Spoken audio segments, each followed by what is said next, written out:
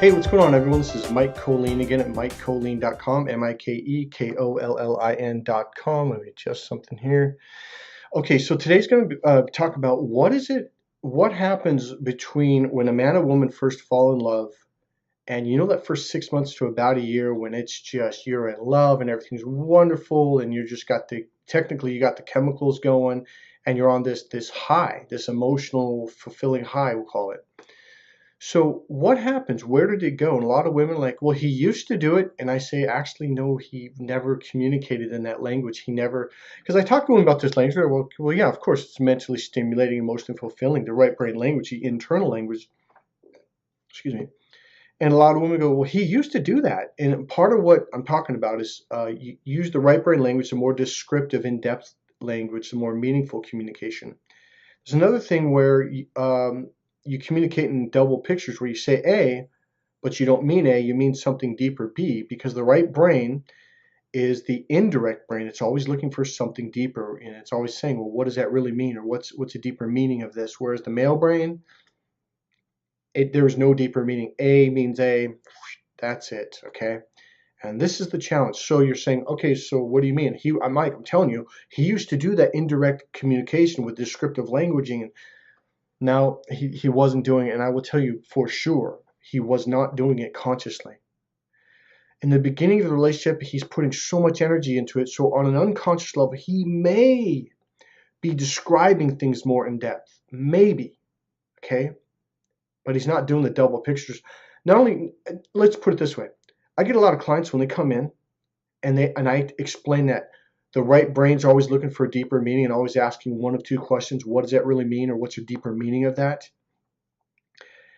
And then I say, she says A, but that's only symbolic of what it really means B. It's the indirect beat around the bush language. And men, I've had some men just, why would anyone do that in a million years? And that's just stupid. And there's no way that a woman would ever say A and not mean A and mean something else opposite B. And I was like, it really is a challenge for men to even consider the concept. Okay, so trust me, they're not doing it. They never were. So here's what happens. The female brain, women do this. Your left and right brain. So you say A sometimes, and then you mean something else B. Not always, because sometimes you can be very direct and A means A. That's it. But when you shift over to your right brain, especially in a loving relationship, in the beginning of the relationship, everything has a deeper meaning. Everything is emotionally fulfilling.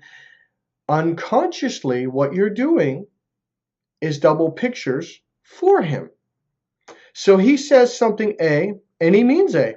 And that's it. And you're like, oh, and you melt and think, he said A, but he really means this something wonderful thing B.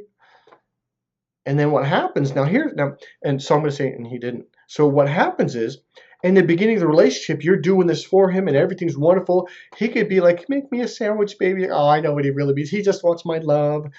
And so you do this for the first 6 to 12 months-ish. I don't think it's quite that long.